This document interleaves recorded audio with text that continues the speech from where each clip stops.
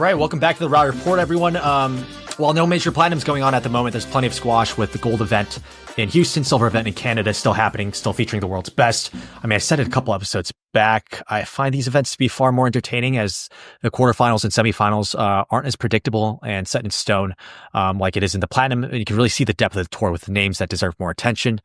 But anyway, for today's rundown, not much has been said about the QSF 50K bronze tournament in Qatar. And I thought it might be a good time to kind of give this event some love. And I think two key takeaways for me was first, Declan James. Talk about not getting love. He's been flying under the radar the entire year in 2024 and continues to do so in 2025. He's been very selective, it seems, on the tournament he plays. So might be that we're not seeing him consistently enough in the platinums, but he's been playing at a top 20 level, in my opinion. Took down Nicky Mueller in the 4th seed very convincingly in this event, and then Abdullah Tamimi in the quarterfinals, and eventually falling out to Tarek Moment in the semifinals. But brilliant from him. Just want to give him a shout out and recognition that people like me are aware of his consistent results since the big injury he had. But yeah, no, check out his results this past year. It's been incredibly impressive. I find his generation fascinating. Having to live up to the hype and expectations placed from the likes of Nick Matthew, James Willstrop, Peter Barker, Daryl Selby, was this generation of Pat Rooney, Declan James, and George Parker. And they are by no means old, but I feel like a suitable comparison analogy would be in tennis, where you had the big three of Nadal, Federer, and Novak, and then you had the buffer generation of Medvedev, Tsitsipas, and Zverev, who didn't quite live up to the level people expected. And now we have the next generation kind of taking away all the attention with Sinner and Alcaraz. And similarly in England squash, we have the likes of Jonah Bryant, maybe the Curtis Maliks. Not to make this a whole tennis podcast, but I feel like there's a lot of similarities there with Declan's generation. But all that to say, I wouldn't write them off just yet because I do think Pat, Declan, and George still got a lot of squash to offer. Now, someone else I've been going back and forth about to mention who has played this event in Qatar is Fares Suzuki. I don't know where to start, but if you're a big squash fan like I am, it'd be hard to not at one point be a fan of his. The athleticism, the pure squash brilliance, the explosiveness this guy brings to the court was really something unseen before. Essentially was a Saul before a Saul. I mean, he should have been on the same career trajectory as Diego Elias. I remember their matchup back in 2015, 2016 were the ones that would get everyone tuning in, seeing the next generation that were going to take the mantle.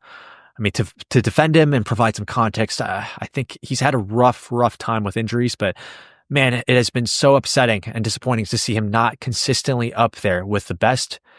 He should be competing for titles for every platinum event. And I say all this because I know how good he can be. We know that. We've seen that back in 2020. And I'm setting this all up because his semifinal match against Gawad essentially sums up his entire career. If you haven't watched it, just have a watch and you'll know what I'm talking about. Takes things so personally, and if it doesn't go his way, just shuts down, just isn't capable of letting go.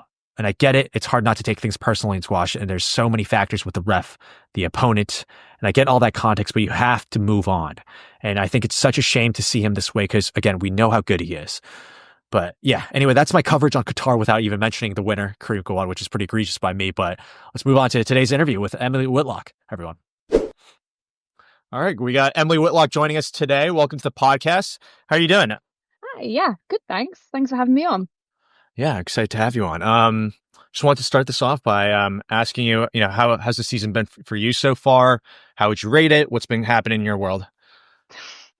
I forgot to ask you before you started recording if I could swear because my season's gone to pot. Oh. No, you can. I'll start swearing too, so you're good. All right, in one word, it's shit. Yeah. So I had a really good summer block. Mm. And then we have our nationals in August now, which is, I think it's good because it's a tournament with no consequence, really. Right. Just to get some matches in before the season starts. And I don't live near many people, other professional, like who's on the professional circuit. So for me, it's a chance to get everybody in the same place to try and get some matches with, especially female pros, because it's a different ball game when you're playing men. So I was playing well, felt good, and then I hurt my foot in the semi-final, and it turned out to be a lot worse than what I was first told it was. So I dislocated a little bone in my foot called the cuboid bone. And thereafter, second opinions and going back to people. It turned out it could have been a stress fracture as well. So I had to pull out some tournaments, and then I kind of came back, and then I was like, no. So after the US Open, I kind of just pulled out of everything else. And from end of December, January time, I'm like fully normal into training, but it is a bit not stop-start, but it's a bit it's taken a while to feel like my normal self from the summer. So I haven't really had too much momentum. But I've chosen to not play the next few tournaments in the States and Canada. So my next tournament's in Hamburg, the German Open. And then it's very, very continuous after that. So I'm hoping this little 5-weekish block that I've given myself gives me some time to actually get some work in where it's not rehabilitation for the foot, it's actual training again, without it being like, oh, do this day to progress into this, to then go to full court movement, to try again. So I'm just trying to train properly for 5 weeks, uninterrupted, trying to stay away from everybody as much as I can to not get ill on top of everything else. Because I don't know if you know news in like, obviously you're in New York, but the weather here has been atrocious. Everyone's getting ill all the time. So on top of everything I've had, it's been a nice little chance to train. So I'm still wanting to train. So it's it's not made me completely like negative on the whole situation. It was an accident. It is what it is. So I'm looking forward to being in Europe.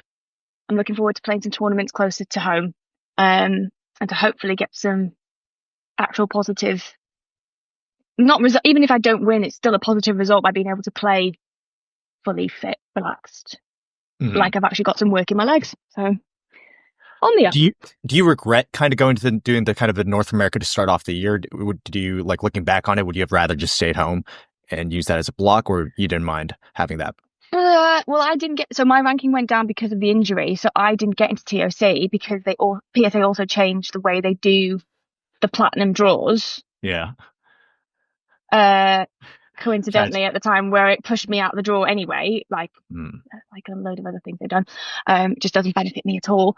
So I had to play something, and also I've got points coming off from last year, so no, I don't regret it. The tournaments are good. It's a good setup. I haven't felt totally back, but I put myself back out there, and I'm giving myself a shot. So no, I don't regret that. I know what I need to work on, and also we've had a few things happen at home, which I'm glad I came home for. So everything's meant to be in terms of timing and choices I've made and everything like that. And so no, all's good. I know you just touched on it right now about this platinum nonsense. I think I've had some players on talking about the frustrations behind that. Want to get your opinion on this platinum change they've done with making the draw smaller. So when I first started playing, was it called platinums back then, or whatever they were called, like World Tour, World Series? Yeah. It was a 32 draw, but you got qualifying spots. And so you had 2 rounds of qualifying before going into a 32 draw. So evidently there's more players participating in the event. The punishment being, if you didn't qualify, you basically got nothing, no points, no money. It was savage. But at least there was more of a chance for people to get in them. There was more chance for people to play these tournaments. By changing the way they've done it, where they've wanted this main draw business, but even in the silver bronze event where they've got a 24 draw, the seeds are getting buys, so it's not totally a main draw. It's a qualifying in the first round to play a seeded player. So they haven't really taken away qualifying. You can call it what you. I mean, someone's going to say, "Oh, it's a main draw." It's qualifying. Not everyone plays the same number of matches. So for me, doesn't really make sense, especially when they're not capping like the top players from playing smaller events. So like in tennis, I follow tennis quite closely because fashion and it seems fun. They cap players of a certain ranking from entering like challenger 250s, or even in the like the 1000 events. Like you have to play if you're top 5 or 10. You have to play a certain number of 500 events. And that's why you'll get all the top players playing these circuits of Dubai, Doha, the Indian Wells bit. You know, you get certain players having to play them because you can't. Whereas what's happening in squash is some of the boys tend to more pick and choose between what they're playing. Yeah. But you can't do that in tennis. But what they do implement is a capping on lower events. My hair is annoying me. I'm so sorry. Yeah. They're not stopping the higher ranked players from entering smaller events. So basically, they're just capitalizing on playing anything they want. And even players as low as, well, it's affecting me. Like, I'm 30. I don't even know what my ranking is. Let's say I'm 30. It's pushing me out of seeded positions of tournaments that I would have been a top 4 seed typically, and now I'm like 9, 10. You know, it's right. And I've asked them this before, and they just say, well, the office are like, oh, we can't do that, and I'm like, oh, you can do anything you want, because the majority are outside the top 16. Like, they're not looking after the majority. Yeah. So don't agree with it, don't get it, and I haven't seen too many of these diamond events popping up to sort of balance that out. They announced it, but the diamond events, but they don't. One happened and I couldn't play it. I was injured. Yeah. So again, didn't benefit from that at all. Shock. But no, honestly, I don't get it. I do appreciate that they have put on more events, like they said they were going to. They did say, you know, they're putting these copper events on, and the way they've done those points is quite good. And, you know, some things are sort of balancing it out a little bit. But when you've got Nuran Gohar seeded to play in the Cincinnati Silver event, doesn't quite add up. No disrespect to her. She lives in America. She lives near there. She likes the tournament. So if you like something, you're going to do it. Yeah. Do you know what I mean? It's not a thing against her, but she is the world number 1, and it's a silver. Like, but the other obvious one would be people getting through to like the round of 16 of a platinum event, or diamond event rather, and then being able to play a Challenger 30. Like that sort of thing was happening last year. And it's happening again with these copper events, because there's not that many Challenger 30s anymore, because they've replaced them with these copper events. So you're getting people who are pushing on to threaten someone who's getting in the quarterfinals, and then immediately going on to play a copper event and aiming to win it. But it's just pushing so many people out of that event when it should be. Do you know what I mean? Pick one. Pick a big event, or go win a smaller event. You know, we're not quite the same as tennis, where people can get blocked. I do appreciate that, but it's just getting a joke. It's becoming a joke. Yeah. I say. Am I on a similar wavelength to everyone else, by the way, or am I just totally devil's advocate at this point? No, I think a lot of people have okay, cool. Aired out their frustrations. I think. I mean, even the top players. I think I was talking with Ian Yao about players from 9 to 15, ranked 9 to 15. They don't really want to play the platinum, and I think the idea that it's what equivalent to, as you were talking about in tennis, the Grand Slam, to have the world number 10 in the world not wanting to play the best event because it doesn't prioritize points is a bit wild. Well, you've got the seeding options there as well. It's not even the fact that that's a whole other element that I didn't even mention. It's not even the number of people in the event. It's the way they're seeding it. Yeah. To be honest, the way that they did the random seeding, I don't know if anyone's mentioned this to you, but they basically, the PSA had a software problem with the way the draws are done. Do you know about this? I think I've heard about this, but yeah, please tell the audience. Okay, so for context, the PSA used to do all the draws done. It's like an automatic thing on a computer. You put however many names in the system, it goes the thing, and then it comes out with the draw. There was I don't want to say the word thing again, but there was a thing amongst the players where people were noticing they were playing the same people or the same seeded person. So, for example, you could just end up getting the number 9 seed all the time, and that's a different name, but it's the same number. But the most obvious one is to know you're getting the same person. And I started to notice in the women, because I mostly follow the women's tour, obviously. I started to notice in the platinum events before it was the system it is now. I could tell you who was going to be in a 17 to 32 section that would have a chance of progressing as a 17 to 32 seed to the round of 16. There were so many clusters of players in these groups and I could just tell you without even looking at the draw who was going to be in one section, because it was the same people. Then PSA then had a problem with the system because they changed their website change. It was a whole thing. They then swapped to some new system, but it didn't work because apparently there were showings of a draw on our like overview page, and then another draw where you clicked on the draws. So there was just a whole cock up. So PSA actually made a good decision and said, we're going to live stream pulling name out of hat draws. Right. Yeah. Brilliant. It didn't look the best, but they improvised and they had a lot of draws to do in a short space of time. But at least you could see the clock on the wall, the time. They did the best they could and they tried to show that they were doing it fairly. Now, I would have really liked to have seen these platinums done with this system for longer. Just to see what the seeding would have been, because then it's totally random. Then for people like Yao who were thinking, I'm just going to get disadvantaged because I'm number 12. I don't know what his ranking is, but I'm number 12 and I'm always getting number 7. You want to see for yourself if that's actually a fluke or if it's actually right. Yeah. If it's actually, that's just you're unlucky, mate. Like, just don't enter a platinum. But as soon as they got a new software system, they've gone straight back to that. I don't agree with that. They should keep making it live, have it open and transparent to people. Yeah, because I don't think a lot of people trust the office. Everything seems a bit cloak and dagger.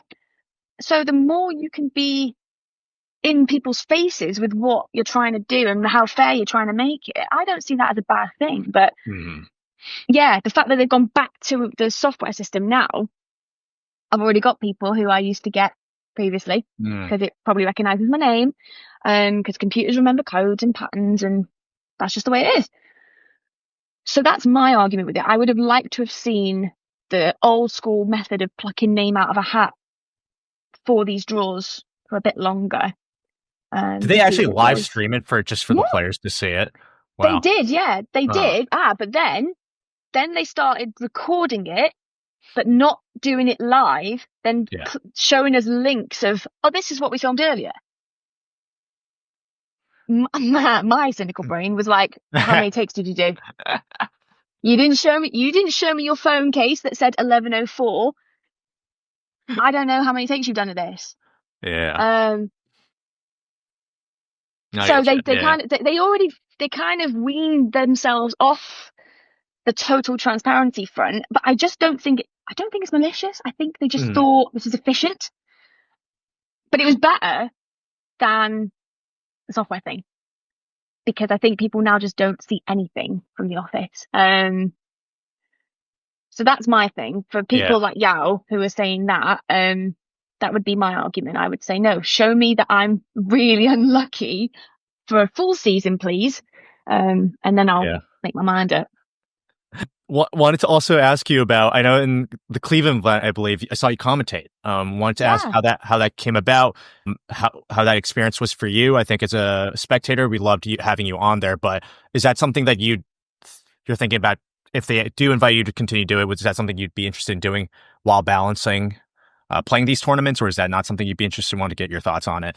Yeah, so my interest when I was younger was musical theatre, performing arts. I've always loved being front and centre as a kid and kind of being on stage, doing that sort of thing. And from a really young age, I kind of thought presenting, or even when they do the Olympics, it's not really punditry, it's just sort of commentating, but they have guests on and there's like a presenter and then you have former athletes and then you just kind of the BBC do it really well, the Olympics for example, where you have Gabby Logan and then you have Denise Lewis, Michael Johnson and guest stars going along, and I've always said I'd love to be a Gabby Logan. For reference, her father was a famous footballer, she did gymnastics for Wales, and then she went into radio because she wasn't like a world champion or anything, she was good, but she went through the sporting route in the media sense and is now one of Britain's most popular presenters. She's on a flipping everything, covering any kind of sport. And that's always something that I've thought, you know what, I think I'd like to do that because I'm interested in track and field, athletics, and um, tennis. But I couldn't do tennis because they kind of stick to that. But in terms of general sports, even the F1 now, you kind of get different people doing it. Even darts, more women are getting involved in presenting darts. So it's like, I don't know, I've always just thought that's a way to stay in sport, but doing something that I like Right. doing, rather than acting. Didn't know if I wanted to go down that route. But so I asked to commentate years ago. Totally got pied off. Totally got pied off. I won't say who pied me off. I'm not that brave. But I've been injured. I couldn't get into TOC, but there was a chance of getting. I mean, everyone's pulling out of everything. So I went from 5th reserve to 2nd reserve pretty quickly. So I was like, ooh, if I stuck around, maybe I could get in. But obviously staying stateside on the East Coast, quite pricey. So I was like, right, I'm going to try and stay out there. So I actually asked, I don't know how I knew to ask the new guy. I don't want to mention names just in case I give that sort of thing away. But I found a new contact to ask. And I just said, could I please be considered to commentate in TOC, even if it's for like the first day? Because let's be real, how many people give a shit about the 12 o'clock matches? So I was like, just let me do one, please. Let me just give it a go. I'm not that bad. I did it before with Jenny Dunkoff, at the last Black Ball event before the world shut down with COVID. Oh, wow. Because when she was doing commentary, she went through a phase of she sent us all a massive WhatsApp message, and just said, I really want more players to be involved and to see how it's done. Also to see what another job in sport could be, sort of the same wavelength of thinking that I had. But I just took her up on it when I had a rest day. I won my first round match, I had a rest day. I was already practicing and I was like, I'll do the 12:30 match or whatever it was. So I did that. She said that I was good. I got a good response from it. Then the world shut down and then everything changed and then she didn't do it anymore and then whatever. So I knew I could speak into a microphone and not completely hate the sound of my own voice because I did listen back to it. I'm not going to lie. Anyway, so I asked to do TOC, but they were like, no, we've got that sorted. But I know you're in Cleveland. So if or when your tournament is to end, would you like to do some commentary then? Oh, wow. Okay. I liked how he phrased that, to be honest, because that's exactly how I would phrase it. It's like when your tournament ends. It's not saying you're going to lose, so you can do it from this day. It was like, if you're able to, that could be a way of doing something for the next 2 days, 3 days. And they paid a job. Yeah. So I was really appreciative. I took it dead seriously. Right. I didn't get a chance to even stay for TOC because by the time the sort of point had come to make that decision, I didn't end up sticking around. But I knew that if I needed to change a flight or if I needed to stay for a day in New York, I could at least afford it before the hotel bonuses, all that started with the hotel. So I kind of sorted myself out a bit. I loved it. Like, it was very low key. I got there and Lisa basically showed me how to do everything. Yeah. I didn't really get told from PSA what to do, what to say, what to not say. They just sort of let me do it. It was amazing. I was like, okay. Chris Gordon, Lisa were there. They were fab. I don't know. I know Lisa a lot more than I know Chris. I think I've spoken to Chris briefly on passing, but he's really great. And I knew that he'd done commentary before, and then I was asking him about his plans, like you've asked me. Same with Lisa. So it was just nice to sort of get other people's take on it as well, like exactly like what you've done with me. I would like to do it more, but I would like to be able to say no, obviously, because I'm doing better in the tournament. I would like to do tournaments I'm not in. Right. Because I would really like to be there for a reason. I don't think I do tournaments if I could help it. That I'm playing in. But definitely that would be something that I'm interested in. They've kept me on their list like my contract thinking was for the whole rest of the season. So yeah, so they offered you a contract right after that, saying we could. They basically at the time when they were telling me how it worked with claiming expenses and whatever. He just the guy I was dealing with said, well, I'll put you in from Jan to June, because that way, if you get asked to do it again, you don't have to go through this whole paperwork situation again. And I don't know, he seemed really nice and thought I could do a good job. So seemed to have a bit of faith in me. Yeah. The feedback I've had is that I did a good job. I could do better because I've learned a lot from it since, and I've learned how much they talk to you. Yeah. And how much the timing of graphics to whatever, to also the genuine problems they have at these sites. Like, I sympathize with Squash TV a little bit more now because I've seen the struggles they have, especially with the staff of the venues. Right. Maybe not being as helpful as they could be. So when obviously they put out social media posts about, oh, we're sorry the signal's gone, and someone's like, it never works. I would definitely think that. That's me. That's me. You're talking about me right now. But, yeah, but I do sympathize that they do get there, set up all this tech, and then it's like the signal's not as good as we were promised, or the bandwidth or whatever malarkey they have to deal with. Like, these guys have come from TV, like some of the big channels in Britain. Like, they're not idiots. They know how to set up a television stream. So yeah, slightly more sympathy. Not just a lot just more. a little bit. Just a little bit. We'll my way into that. But no, I've learned a lot about this sort of backstage experience. So yeah, I'd love to do it again. I hope people thought I haven't really had anyone directly say to me, "Oh, you were good in that." It's only when I've had a few messages when people listened and they were like, "Oh, that's you." Yeah. Since then, it's like I think I did all right. Oh, you did great. Thank you.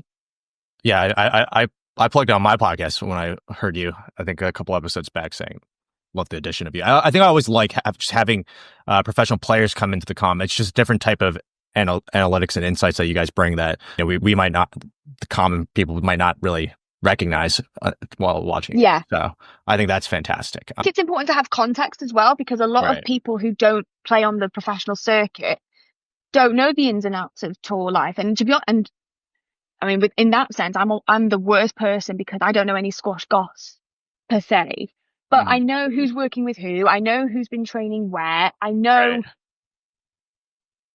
what the wrong thing to say to a player is, and that's why they've lost their temper and maybe played a silly shot, but they haven't shown they've lost their temper, but they've lashed out in their own way because I played with them for years. But because there's not as much journalism as there maybe used to be, in terms of write-ups. I used to read a lot about the match reports. And I feel like that's gone a little bit. So I tried to sort of give a bit of backstory. No, I think with certain things, like who was coaching who's friends with who. No, people love that. People love that. People love hearing about all that. So they want the goss. Who doesn't? Was also outside of comedy, I was going to ask you a general question about different generation of players. I think the women's game, the depth right now is pretty astounding, and I think the game's grown so much since. And I think you've been able to play in the generation of Laura Massaro, Raneem, and Nicole David, and now we have the big three of Gohar, Hania, Al-Shabini. And I want to ask you a more general question of: do you feel like the game has changed over your career? And a follow-up question to that is, like, do you feel like you've needed to adapt your game? Yeah, and how so? Massively. Well, when I started playing on the circuit, it was a 19-inch tin for starters, and the style of play was still very typically Western. In you're going to play a lot of balls to the back first, and then you're going to wait for the really obvious time to play the ball to the front. And it's not going to be rushed. And match times on average were a definite 30 minutes for a 3-0. And the fadeaway shot or the kill, how would you say that shot in America? Do you call it a stun or a fadeaway or something? Or I think fadeaway the kill low is perfect. shot. Yeah, kill. Okay, so the cross-court kill in particular has just taken the women's game to a whole new level because of this just exposure of how bad women's lateral movement, well, was. It is worse than men's, but it definitely was when it first changed from 19 to 17, because that was the one thing that was really obvious. It was Right. particularly the Egyptians, even in juniors, they just used to come over and start smacking the shit out of this ball, hitting it this close to the tin, but still getting that length somehow, but it would kind of fade away on the floor and whole new level. So it was only going to happen over time. Probably with my generation of junior player, to be honest, because of just the older lot were playing very methodically. And then I don't know, it just happened to be that when I was about 12, 13, this was the style of play from the Egyptians, and then that's just continued. But then when the tin lowered, it just took it to a whole new level, because you could really cut down on the ball. It hardly bounced if it was cold. A 2-wall boast is a nightmare for someone who is 5'3". And I think the more naturally attacking players who were, and they mostly are Egyptian, let's be real, that's just taken the game to a whole new level. It's a different kind of fitness now, so my training isn't definitely for 90 minutes. Sometimes it's a good 45, but it's fast. Right. The way I play the game is totally different. I know I'm associated with lifting and taking the Lob pace trap. off. Yeah. Yeah, I know I'm associated with that, but I do hit the ball quite hard.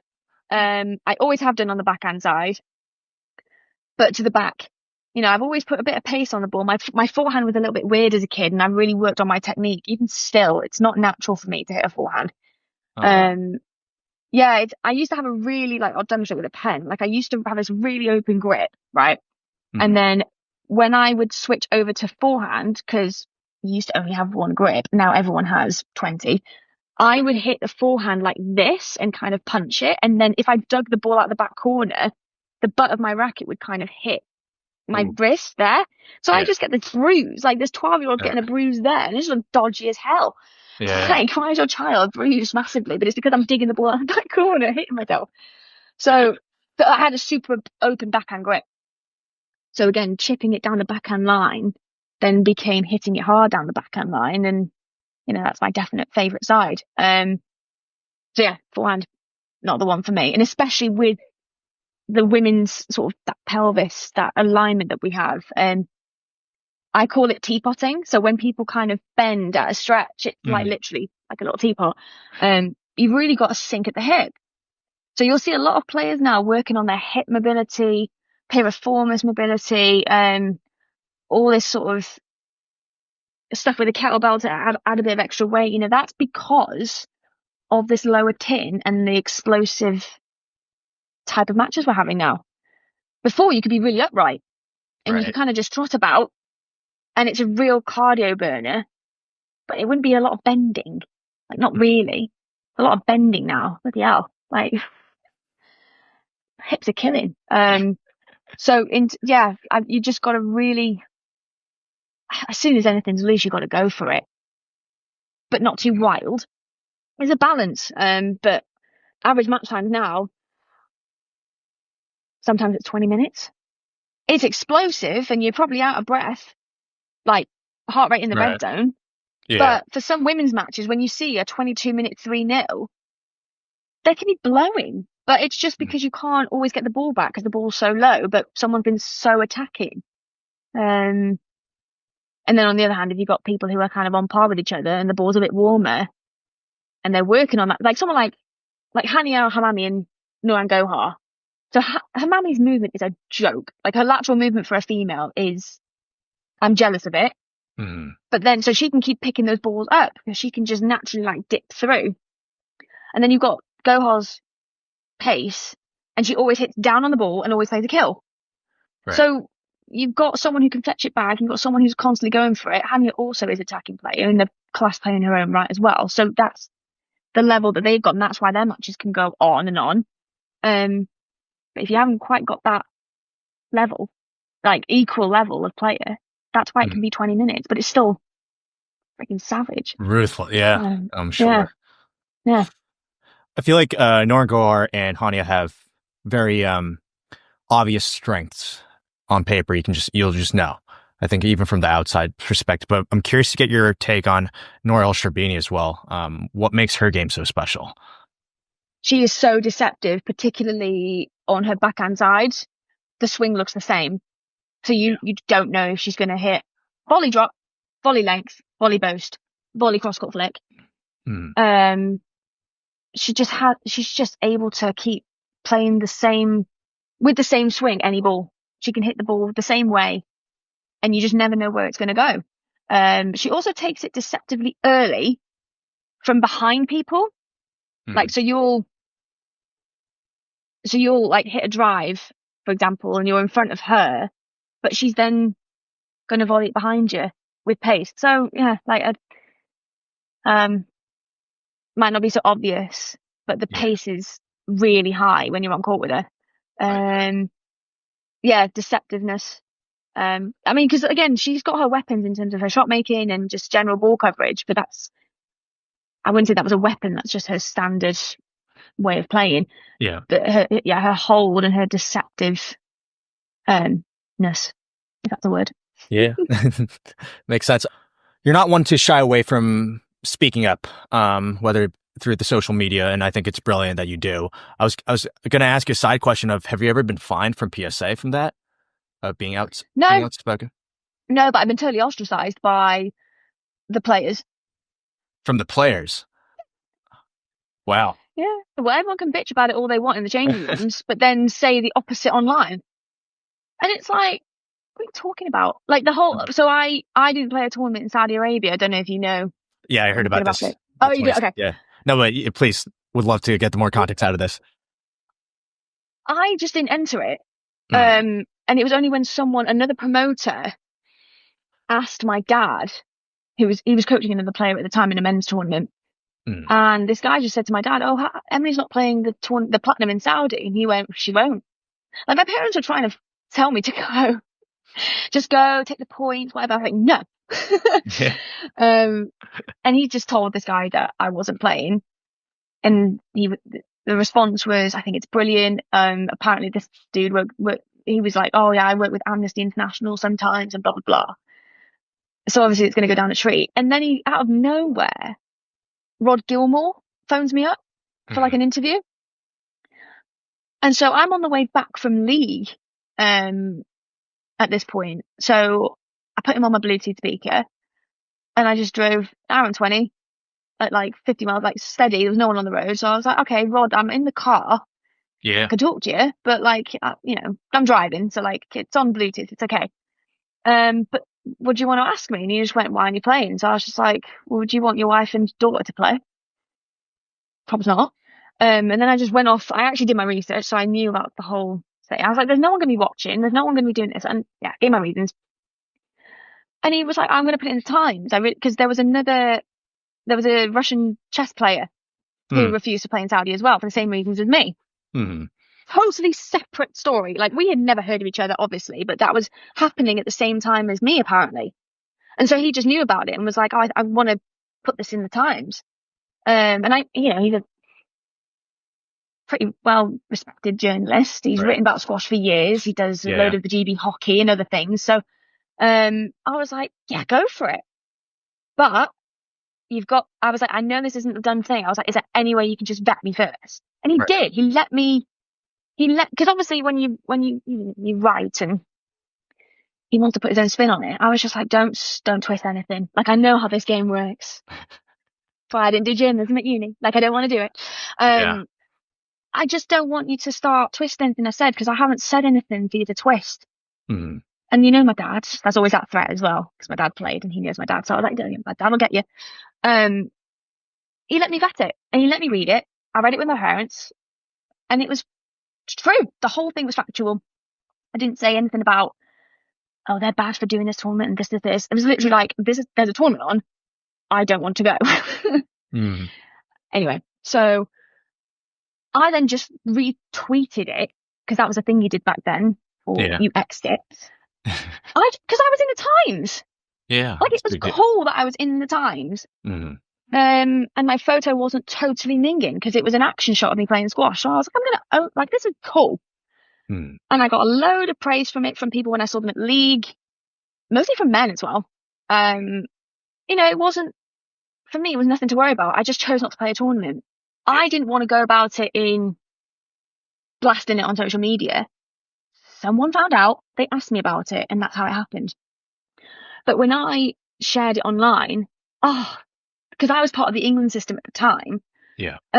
just all the girls in the England team at that point, just wrote these indirect digs online, using the same words that I did, to sort of spin it and make it sound sarcastic and nasty and whatever. People started they started then replying to things going on about, oh, you've got no morals because you're going to switch to Wales. That wasn't true at that time, actually, because that was a whole thing. Yeah, you've got no morals at this point. Ironically, from a player who was known for behaving like an absolute tit on court, and she's now coaching children, which I just don't agree. So that's a whole thing as well.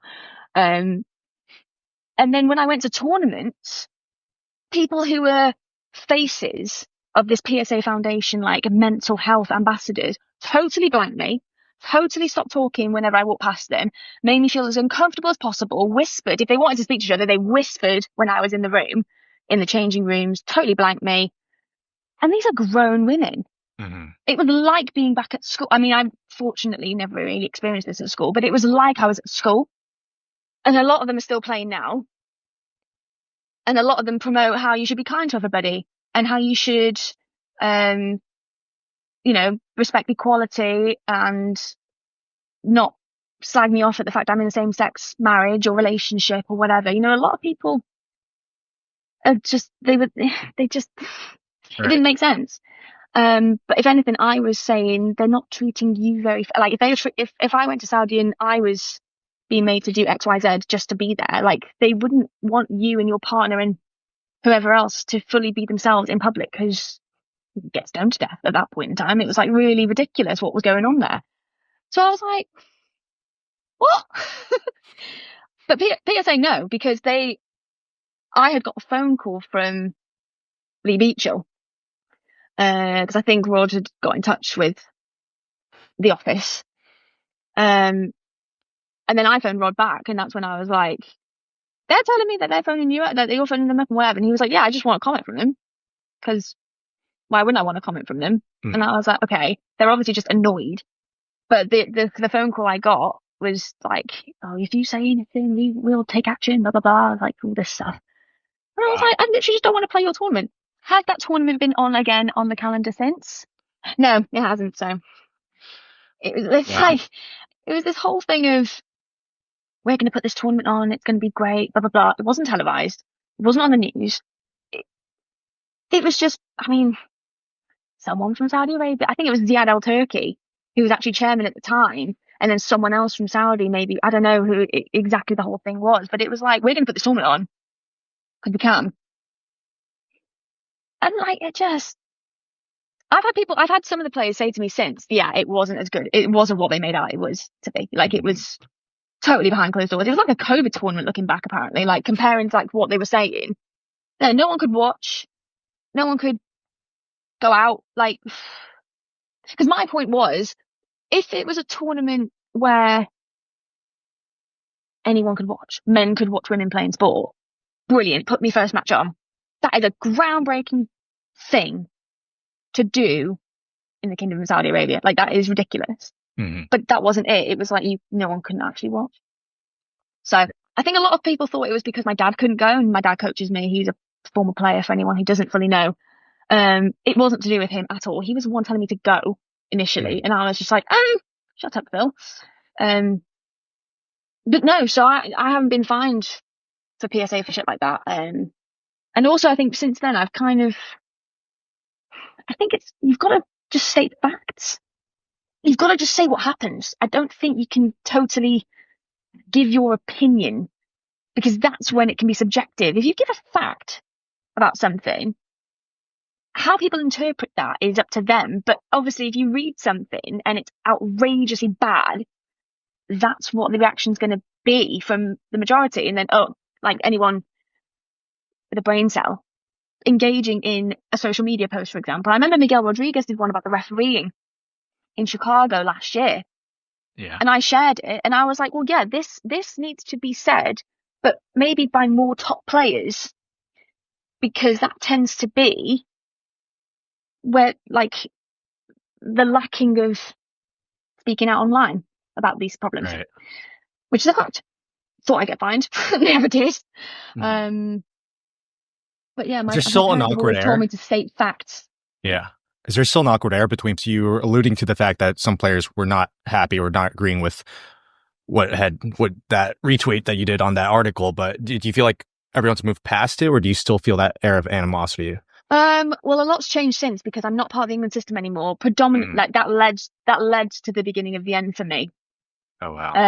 Because it's a toxic environment. Like, they're Yeah. nasty pieces of work. And it was really funny because I'm not, like you said, I'm not shy of actually saying things. And by saying things, I mean with my mouth. Mm. The other thing I've tried to do is say exactly what you want to say online as you would in person. Mm. I think I do that pretty consistently.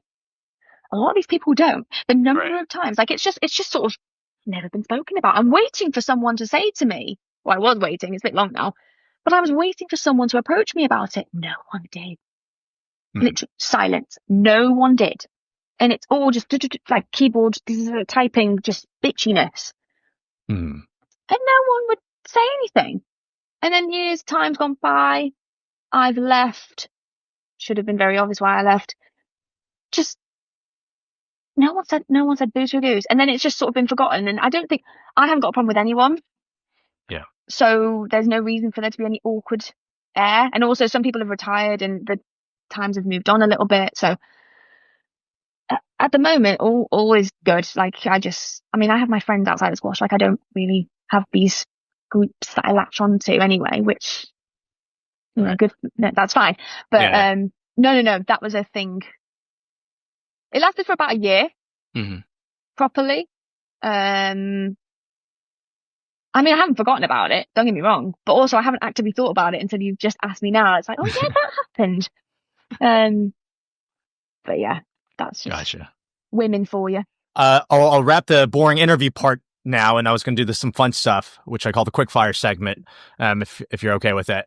Yeah. We'll start off. Best dressed player on tour.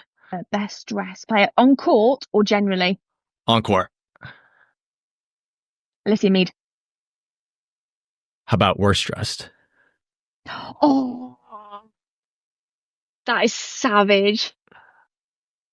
On court still. On court. Oh shit.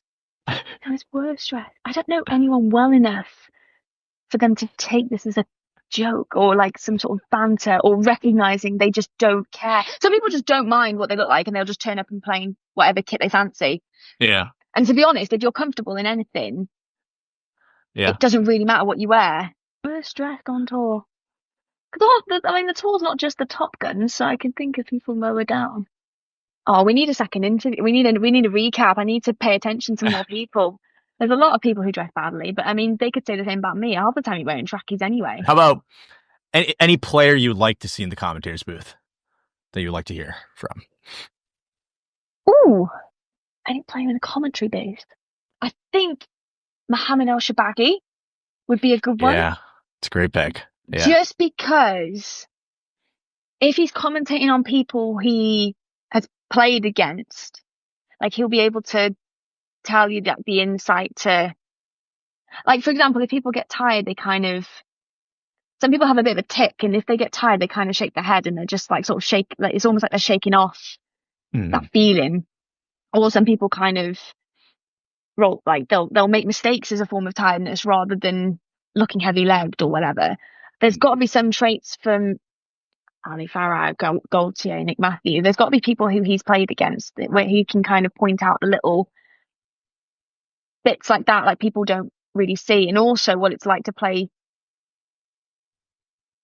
Just generally the guys on tour as well, like, because I mean for women it's easy because we're a lot more. I mean, we're a bit smaller, we're a bit shorter, and so generally, unless you're being a real dickhead, you can get out of each other's way. Whereas the men, all the men are like, the average height is like changed from the 80s. And, most people are like over 6 foot now. There's Mm. some big guys and they're sharing a space.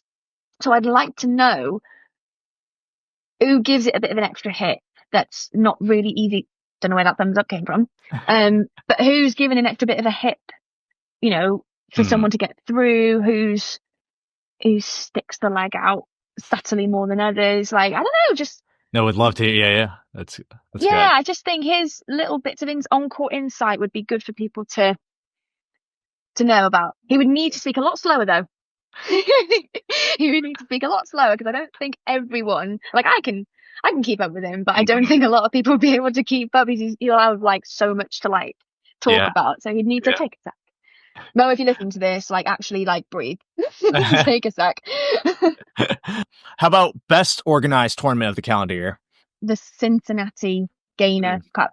That is a good tournament. Nathan Duggan, who runs the event, his aim is for players to not spend like as much as they can. So he doesn't Wow. want them to spend as much as they can. So they give us free food at the club for lunch and dinner.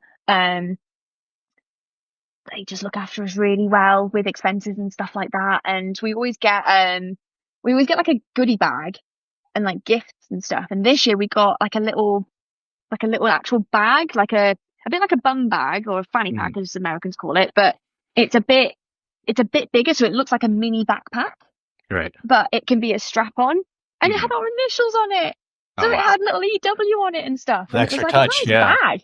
Yeah. Yeah. You know how to put your practice courts. You know the situation. The courts are good. Like he really makes an effort, and I like the fact that it's at a club and not on a glass court because we're kind of losing club squash tournaments a little bit. That's Yeah. where people play. I'm quite old school, so I quite like that element of tournaments. So yeah, No, I got to agree. give him. I I've got to remember give him some you. praise there. I remember you tweeting that too about you liking the view of the old traditional courts better. I agree. I think you can actually see how athletic you guys are as athletes on the traditional court better than the glass court. You really see the pace and everything. It's also more relatable. Yeah. Who plays on a glass court? No one. No one does. Unless you're really privileged and like you can just get a glass court. Who plays on one? Yeah. It's not real squash, and the white ball bounces differently than the black ball, and it's just, leagues. I'm going to say, I'm going to reference the UK a little bit here because that's where there's a lot of stuff happening that I know about. I don't know about the Mm. States, but there's a lot of club squash, recreational squash happening at clubs. None of them have glass courts. So it's like, they then go, people go to these tournaments and they'll see these glass courts, and it's a spectacle. Don't get me wrong. It's a show. It's entertainment. Right. But in terms of actual relatability to the sport itself, give me a traditional court any day. Like, Yeah. yeah. How about most underrated player on tour? Male or female? Female. Okay, female. Most underrated player. About 2 years ago, I'd have said Supermanian, but she's not. I wouldn't say she was underrated. I would have just said she's sort of under the radar Yeah. because now look what she's done. Like, so she's proven her point, but no, that's the wrong word. I think El Arabi, Yeah. actually. Rowan El Arabi. I know she's mentioned in commentary as a world-class player, and she is. But Mm. I quite like the way she plays. Yeah. I quite like. I think she's put away some people. Like she put away Amina Orfi in the US Yeah. Open in about 30 minutes. Yeah. And that wasn't like match of the day. Like that was like just that happened. And I was like, that's ridiculous. She lost to Lucy Turnbull in Doha. Like how has this happened? Yeah. Because she can just do that. Mm. Um Oh, that's a great pick. How about most overrated player? oh, most overrated player. I am going to answer this one. I Oh, just need to let's think of the ranking go. list again. Let's go. Overrated player. Oh, do I want to answer this? No. How many people listen to your podcast? Not many. Let's just say one or two people are going to listen in on this. I'd say around a third of the guests I've had have actually answered this question. The rest have opted not to. Oh, go on. Give me a previous answer. Well, I had Dimitri on latest, and he said he wasn't going to do an active player, so he said a retired player, and he said Nick Matthew. Valid. Some people have cracked down on the question itself not being fair. So it's all very well saying, oh, so and so is hyped up, but then if they go on to do what they're being said to do, then that's fair enough. I'll tell you who I think was overrated. But has then like proven herself like definitely. I think when the England contingency in the women came on, you had Lucy Turnbull, Jasmine Hutton, and then even Gina Kennedy, all kind of coming up. I think because they're English, and it's like they're definitely going to get their respective clubs behind them and their sponsors and people who have been behind them since they were juniors. You heard about them quite a lot, but then obviously they've gone on to get up the rankings and they're well established in the top 20. But there are ways of hyping up people, and I wonder if sometimes they've not had like a particular result because of that. Like someone would be advertised for a camp and then they'd lose the next day, or someone would be advertised to do this and then they'd lose in a first round that they shouldn't have done. Do you know what I mean? Like it was just, but that's not their fault. The tour's strong, but it's almost unfair to those people. But I do think there's a thing with young English players that kind of get like, oh, they're the best next thing since sliced bread, the next best thing since sliced bread. But they're consistently, up there. They're up there. They're fit. They're lean. Yeah. How about another substitute of a question I ask is there a player on tour that you don't like playing, whether it be like a style clash where you just don't like playing them, whether it's with blocking? I didn't used to like playing Yafra Abadel. Yeah. And I just didn't. She's talented. Yeah. Very unsettling. Just didn't like playing her. Salma Hani. Got it. Particularly enjoy. Uh-huh. We've never really had much of a problem. There's a potential though. Sarah Jane Perry. Don't enjoy playing her really. Yeah. I've always played quite well against her. And I think she plays well against me. I think she doesn't piss about. She's not chatting to me as we walk onto a glass court like you might see her chat to some other people when you walk on the glass court, Fair enough. But I don't know her that well. Yeah. I'm not friends with her. Like, I respect the fact that she's a good player. Like, don't get me wrong. She's also very unsettling. She's a very good player, deceptive, talented, all the rest of it. Actually a lot fitter than I think people give her credit for. But I don't enjoy playing her. I can't really think of anybody else at the moment because I don't know if it's because I don't really get involved in stuff like that. I just don't have too many matches where